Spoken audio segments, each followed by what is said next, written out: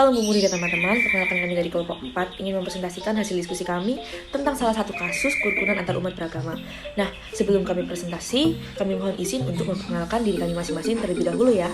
Halo semuanya, perkenalkan nama saya Dina Regina Mukhtar dengan NIM 2224 1010 2032 dari... Halo teman-teman, perkenalkan nama saya Kalendra Nusitoa dengan nomor NIM 2219 1020 1037. Halo, saya Sendita Aurelia Marvelin dengan NIM 2219 1030 1020. Perkenalkan nama saya Nathan dengan NIM 2219 1030 1017.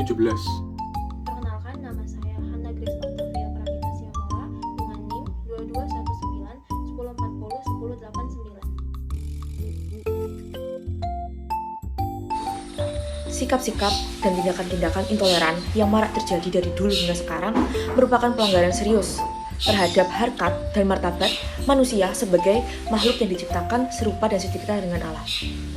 Pelanggaran-pelanggaran tersebut tidak hanya mengancam keutuhan kita dalam berbangsa dan bernegara, tetapi juga mengancam keselamatan kita sebagai warga negara.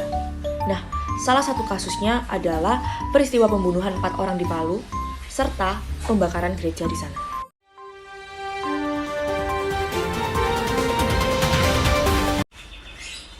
Pada tanggal 27 November tahun 2020, terjadi kejadian tragis di Palu, Sulawesi Tengah. Dalam kejadian ini, 4 orang dibunuh, salah satunya dibakar dan diantaranya dipenggal. Kemudian ada juga gereja yang merupakan pos pelayanan dan juga 6 rumah warga jemaat yang dibakar habis-habisan. Peristiwa ini dilakukan oleh sekelompok orang yang tidak dikenal dan korbannya merupakan anggota jemaat dari gereja pos pelayanan tersebut. Tentu saja hal ini menimbulkan kecemasan bagi warga setempat, terutama sebentar lagi dari kejadian tersebut mereka akan merayakan Hari Raya Natal. Setelah peristiwa itu terjadi, pihak keamanan meminta warga untuk tidak panik, dan kemudian mereka diungsikan ke tempat yang lebih ramai penduduknya.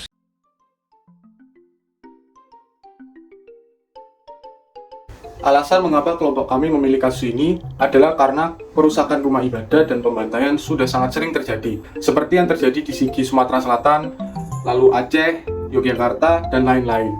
Lalu yang kedua, kami ingin memberikan pemaparan tentang bagaimana tindakan yang tepat untuk melanggulangi kasus ini.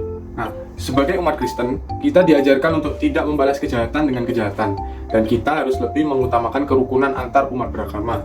Dan terlebih kita harus membalasnya dengan kebaikan seperti yang tertulis pada Matius 5 ayat 39. Lalu yang ketiga, kami ingin menyampaikan aspirasi umat Kristen tentang keresahan yang telah terjadi. Nah, seperti yang tertulis pada poin kedua, kita tidak boleh membalas kejahatan dengan kejahatan. Namun lain halnya kita sebagai umat Kristen juga berhak untuk memperoleh hak asasi manusia, yakni memperoleh keamanan. Akar masalah terjadinya peristiwa ini yaitu maraknya rasis dan orang yang intoleran. Fenomena intoleran kerap kali terjadi di tengah-tengah masyarakat. Hal ini disebabkan oleh perbedaan pendapat, terutama mengenai isu keagamaan. Medsos merupakan faktor utama dalam hal ini, di mana mayoritas masyarakat menerima kabar ceramah dan isu tentang keagamaan dengan langsung percaya begitu saja tanpa mengetahui sumber atau referensi yang asli. Parahnya lagi, ketika mereka hanya memilih bahan bacaan dari suatu golongan yang mereka suka sebagai pedoman dan tidak mau menerima sumber atau referensi lainnya. Begitu juga dengan tindakan rasis yang hanya mementingkan kelompoknya sendiri. Itu akan cenderung menghina, menyela, dan bahkan menganggap sesat golongan lainnya yang tidak sepaham dengannya. Sehingga kita perlu berhati-hati dari masyarakat dalam mengambil sumber atau dalil untuk menyikapi suatu isu yang bernuansa agama. Pertama, itu adalah dari pemerintah sendiri. Pemerintah harus memperhatikan kaum minoritas dan menempatkan keamanan di setiap hari Minggu di gereja-gereja. Yang kedua adalah menghindari perdebatan antar umat yang berbeda agama. Karena akar dari sebuah pemicu permasalahan itu adalah ketika kita berbeda pendapat dengan mereka dan terjadi perdebatan. Kemungkinan itu yang akan menjadi titik awal tumbuhnya kebencian di hati mereka dan mereka melakukan hal-hal yang tidak kita inginkan. Berikutnya, kita harus berjaga-jaga dan was-was ketika ada seseorang yang mencurigakan di sekitar gereja.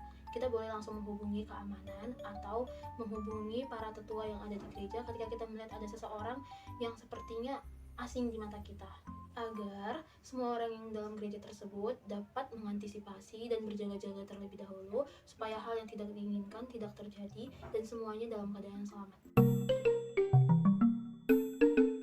Cara menanggulanginya ialah yang pertama berseru kepada Tuhan agar diberikan jalan untuk menyelesaikan masalah yang ada di depan mata.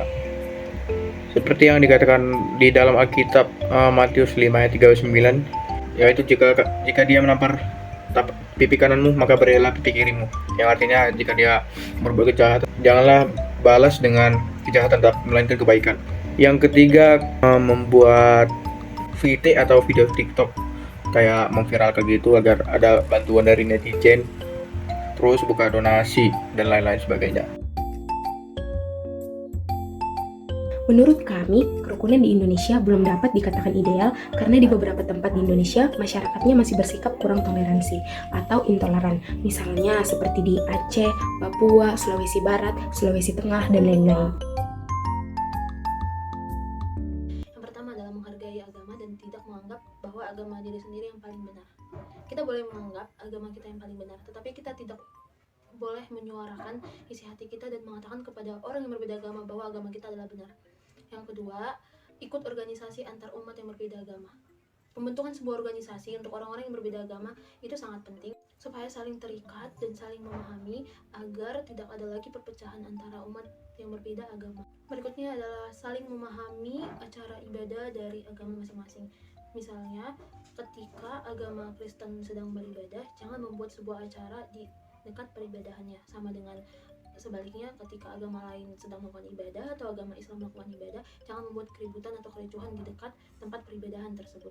Kita juga harus mengetahui bahwa ada undang-undang yang membolehkan kita memilih agama masing-masing, sehingga ketika pemahaman itu sudah diterapkan ke dalam diri kita, maka kita tidak akan memaksakan agama kita terhadap orang lain. Bijaklah dalam pemilihan kata-kata sehingga tidak menyinggung agama lain. Jangan sampai perkataan kita menuju ke rasis. Dan poin yang paling penting agar kerukunan tercipta antar umat beragama adalah jangan menanyakan agama seseorang saat memulai perkenalan.